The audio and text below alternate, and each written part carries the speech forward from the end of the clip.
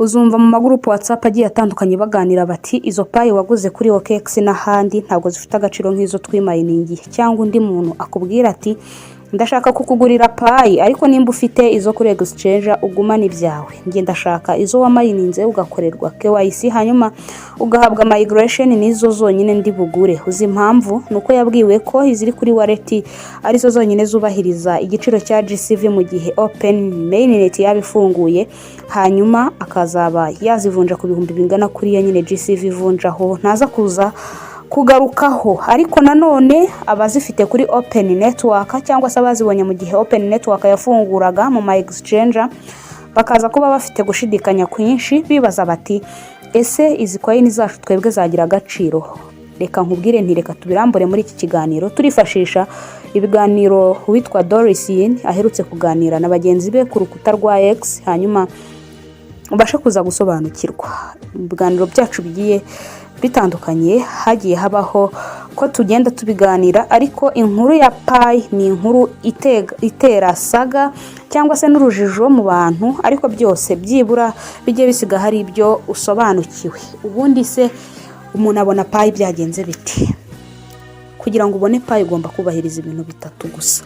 Icya mbere ugomba kuba waracukuye Pi cyangwa se Pi mined coin nyine wacukuye, hiriya ubyuka ugakleaninga cyangwa se ugakanda kuri ya button yo kumininga, hanyuma igihe cyagera ugahabwa KYC ariyo your customer, bamara kukumenya bakaguhereza migration, wamara kubona migration uhawe Pi coin. Ushobora kubona Pi kandi uyikuye muzo waguze, izo waguze kuri Batra Pi. Ahangaha izo waguze ubu ugomba kuba warakoresheje icyo bita on ramp, kandi ugomba kubona Pi uyikuye kuri exchange nka OKX, gate n'izindi zigiye zitandukanye. Izi ngizi ukuye kuri exchange zagaragayeho mu mwaka washize ku itariki 20 z'ukwezi kwa kabiri. Ni mu gihe kwa timu yari ifunguye open network nyuma y'igitutu cy'abapiyoniye benshi bari barimo babazaho umushinga wa Pi ugeze, bati nta gikorwa na kimwe kizima mwari mwadukorera. Hanyuma kwa timu ifata icyemezo cyo gufungura open network, yagura ibikorwa, yakira ama exchange amwe namwe, yabashije kuba yakubahiriza KYB cyangwa se know your business, yabashije kuba yahabwa iki gikorwa cyo kuza kuba ya listinga Pi, maze abapiyoniye babishoboye bagurisha ku bwinshi, ubundi bikurura n'ibindi bikorwa bigiye bitandukanye byakomerejeho. Iyi Pi turi kuvuga ifite ibice byinshi byihariye cyane iyo uganiriye kuri GCV.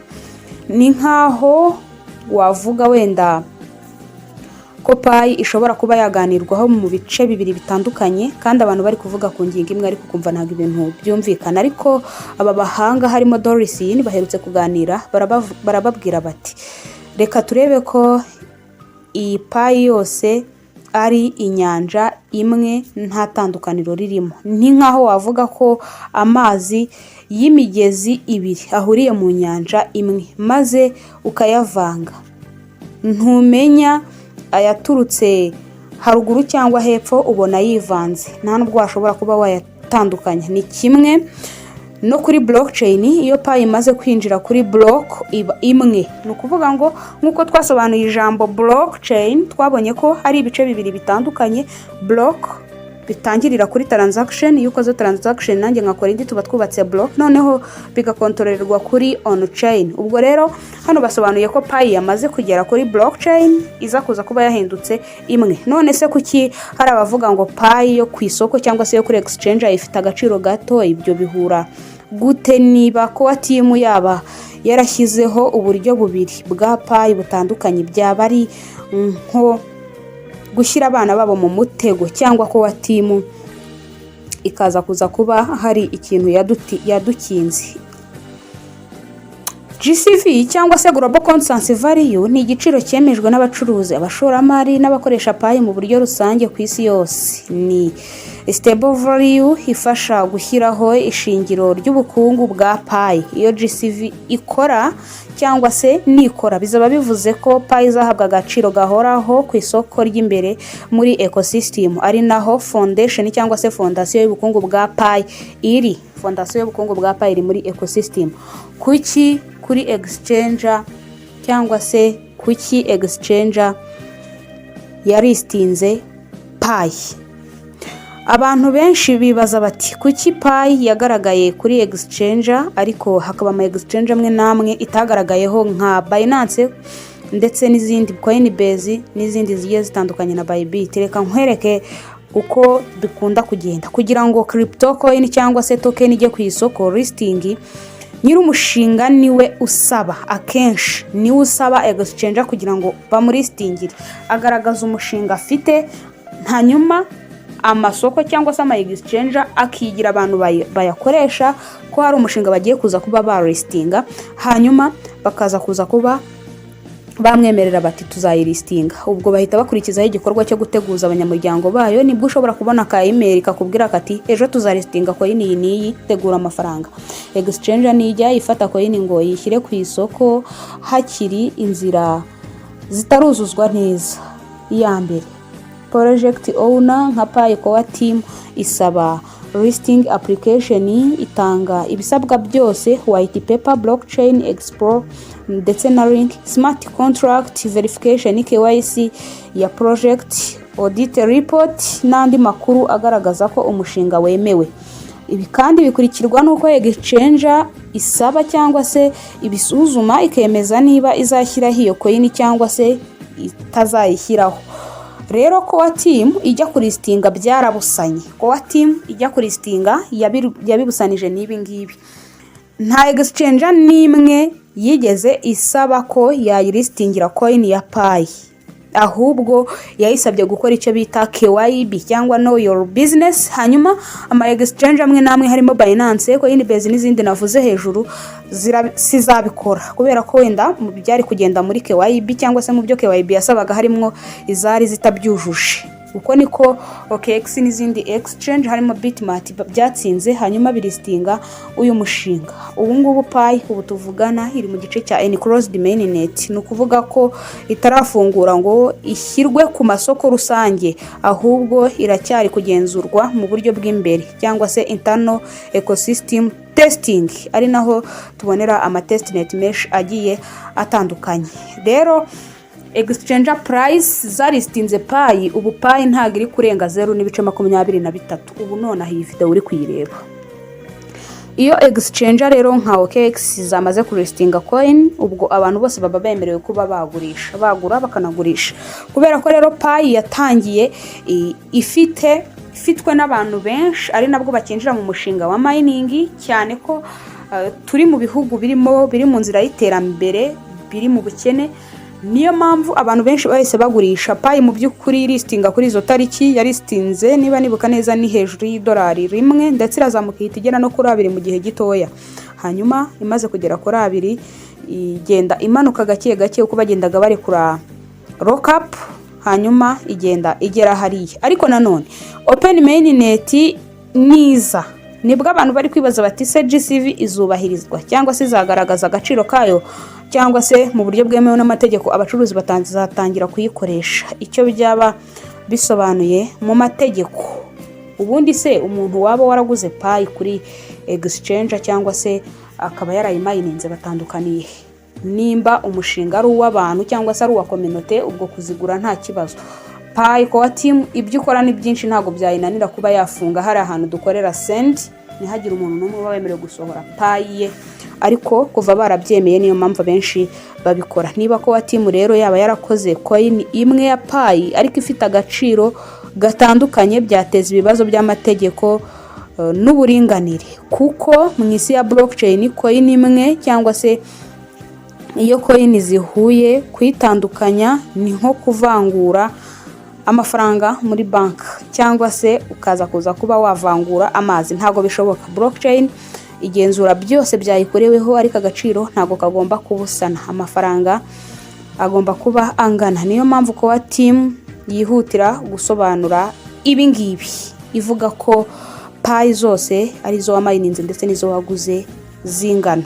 Izo wamayininze, izo waguze kuri exchange ndetse n'ahandi zirangana. Kuki GCV rero yitegurwa ku bantu bafite Pi coin? Mu gihe ecosystem zaba ikora neza, abantu bazajya bashakisha Pi yo gukoresha mu bucuruzi, mu kwishyura cyangwa se guhaha ibicuruzwa, hanyuma bashake aho bazigura. Abenshi bazaba baramaze kuzigura kuri OKX, bityo igiciro kizazamuka kugeza kigeze kuri GCV.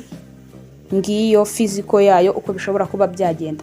Birumvikana neza ko mu gihe Pi yaba ifunguye open mainnet, igiciro kikaza kuza kuba kiri hejuru nka kuriya tubibona kuri GCV. Izo muri OKX nubwo byasaba iminota 5. Nigeze kubiganiraho n'uriya mu papa wo kwihumure Emi, baramutse bazamuye Pi bakayigira amadolari 50, harara hagurishijwe nyinshi zishoboka. N'ubu ngubu amahirwe dufite kuri Pi nuko harimo lockup, naho ubundi duca mu buzima benshi butatwemerera kuba twahorudinga, kubera ko ntago byoroshye kuba wabona umuntu uri muri ibi bihugu turimo, icy'u Rwanda n'iby'abaturanyi byose, kuba yafata ibihumbi 10 by'idolari ngo abihorudinge mu gihe cy'imyaka 5 atayatekereza. Niyo mpamvu tugomba kumayininga cyangwa se gukoresha Pi app neza, tumayininga kugira ngo tuzigama igihe dutegereze igihe bazafungurira full open mainnet, ibikorwa bijye ku mugaragaro burundu. Aha rero niba waraguze Pi ukaza kuza kuba waraziguze uzifite kuri available balance, aho kugira ngo zijye mu kaga, cyane ko biturutse mu maadi ko timu yakira abantu bibwa amacoin, nakubwira nti kuzigurisha ntago ari cyo gisubizo. Ushobora kuzibika muri exchange mu buryo bwo kugira ngo protecting cyangwa se ushyireho protection ku mutungo wawe, aho kuzigumisha muri wallet ugiye kuba wazibwa. Birazwi ko ubu bwoko bwa wallet Pi ibamo bwa decentralized exchange ntago bufite umutekano uhagije nk'uwo sex zigira. Muzi neza ko kuri wallet ya Pi ntago tujya dukora KYC ikorerwa kuri application ya Pi, turi ku mininga muri mining app. Hanyuma iyo tumaze kurenga application ugira uburenganzira, ni na codex nyinshi zikora, harimo na MetaMask ndetse na Trust Wallet, ari uko ufite amagambo yawe ashobora kuba 28 cyangwa se 12. Ayo magambo y'ibanga ni yagutandukanya n'undi. Ubu ushobora kuyampa nanjye nkaguha yanjye, ariko ubwo twaba dufatanije umutungo. Muri Dex biroroshye ko twakinjirira rimwe muri Pi cyangwa se muri wallet igihe kimwe, cyakora ibyo dukora bigatandukana, cyangwa se icyo nkoze kikuzuza cyawe. Aha rero kuri sex ntago bikunda. Kuri sex cyangwa se centralized exchange buri muntu akoresha coin cyangwa se account ye mu buryo ashaka. Ntabwo nshobora gufata account yawe ngo nyinjiza muri telefone yanjye utabizi, kubera ko amasex ahuzwa cyane n'icyo bita imyirondoro isanzwe y'igihugu, irangamuntu, nomero de telefone, isura n'ibindi bitandukanye.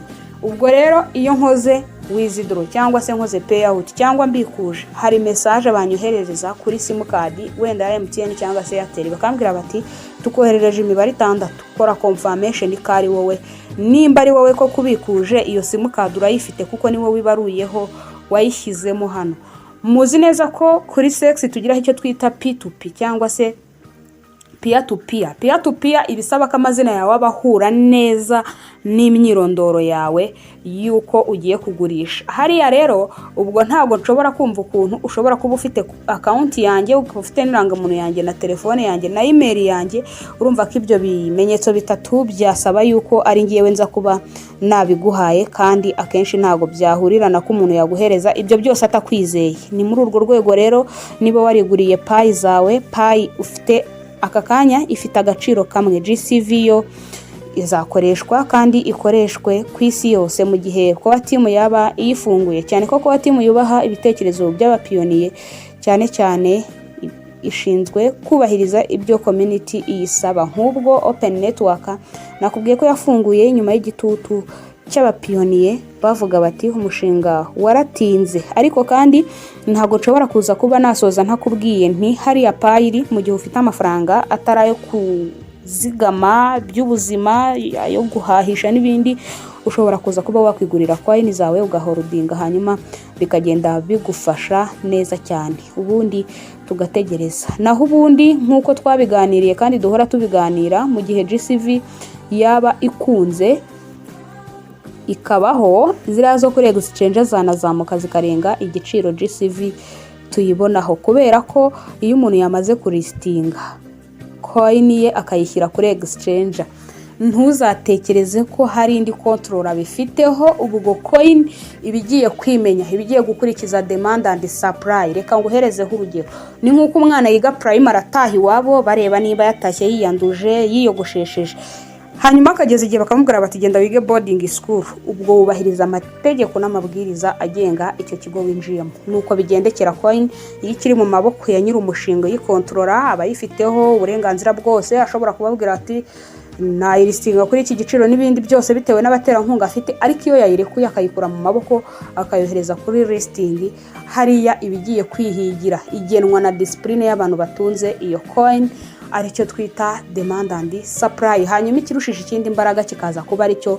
gikonta cyangwa se kikaza kuba aricyo kijya viral. aha rero kuri Pi biragaragara ko demand and supply yabo icyaganjije ikindi nuko yari ifitwe nyine n'abantu bakeneye amafaranga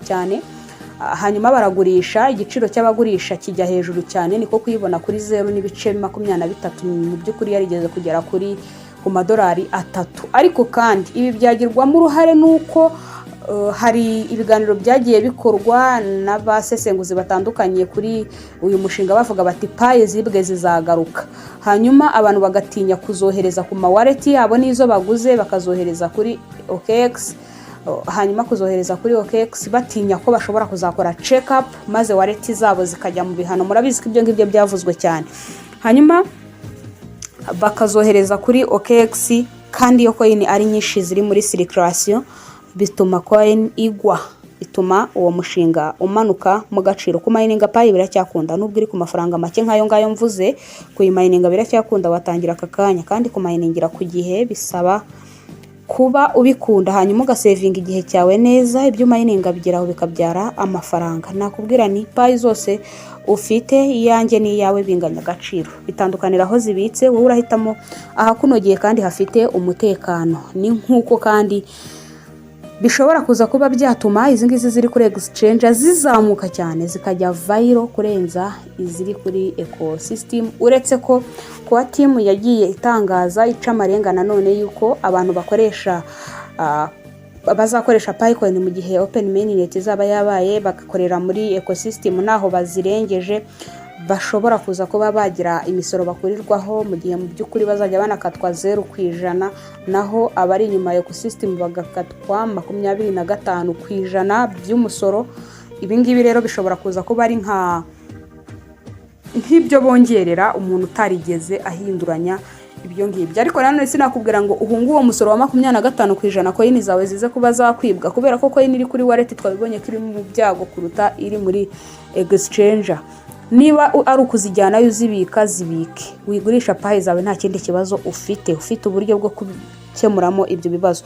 ikindi kandi nimba utizeye umutekano wazo, izihari zigire lockup, mining yawe izamuke, mining rate yawe izamuke, ubashe kubona byinshi winjizaga. ni byinshi cyane twagarukaga ku kibazo abantu benshi bamaze iminsi bibaza kuri Pi coin, ndetse bagenda bibazaho ibibazo byinshi. Doris abashije kuba yabisubiza agira ati Pi zose zirangana, kandi n'ubundi uwarebesha amaso asanzwe areba ku zindi coin yasanga mu gihe kuba team yakoraga icyo twita open network, niba nabyita era cyangwa ari amahirwe kuri bamwe, ariko byari bimaze kuba byasobanuka ko mu gihe coin yaba ari bo bayironshinze, kandi ukaza kuza kuba wemerewe kuzikura kuri OKX wallet yo kuri OKX, wallet address yo kuri OKX ukayishyira muri wallet ya Pi, kohererezwa Pi bigakunda. hariya navuga ni ko team ubwo yari ifite ukundi kuntu yabiplaninze. abagura ni mugure, abamayininga mu mayininge, hanyuma ubwo bavugaga bati coin yawe wa mayininze niyo ndi bugure meshi, naho izo waguze ntabwo nzigura meshi. nizere ko bigiyeho akadomo. ndaza kuza kubahereza account y'icyo kiganiro bagiranye, abashoboye gusoma musome byinshi byimbitse, tuvuga mu mpine kugira ngo ikiganiro kitaza kuba kirekire, nubwo mbona iminota 20 yamaze kwituramo, ariko byose hamwe bari kugira ngo dusobanukirwe. aha rero ni kuri Rugwiro Pro Zone, wanyumviraga mu mazina ya Rugwiro Pro. dufite group WhatsApp ducishamo amakuru agiye atandukanye agaruka kuri mining ndetse n'imikoreshereze ya AI ndetse na blockchain, kugira ngo twinjire mu isi ya digital na web3 turi smart. ushobora kutujoininga rero urebye muri video description ndetse no muri comment ya mbere. Hari ikibazo, igitekerezo, inyunganizi cyangwa se ubusobanuro ushaka kuduha, wabwandika muri comment ubundi tukagoma kwenjoyingana iyi si ya web3. Reka noneho duhure mu biganiro byacu bigiye bitandukanye. Wakoze cyane kutwumva, ibiganiro byacu byo nakagaruka. Reka nkubwire ni Imana ikurinde kandi tuzabane ubutaha.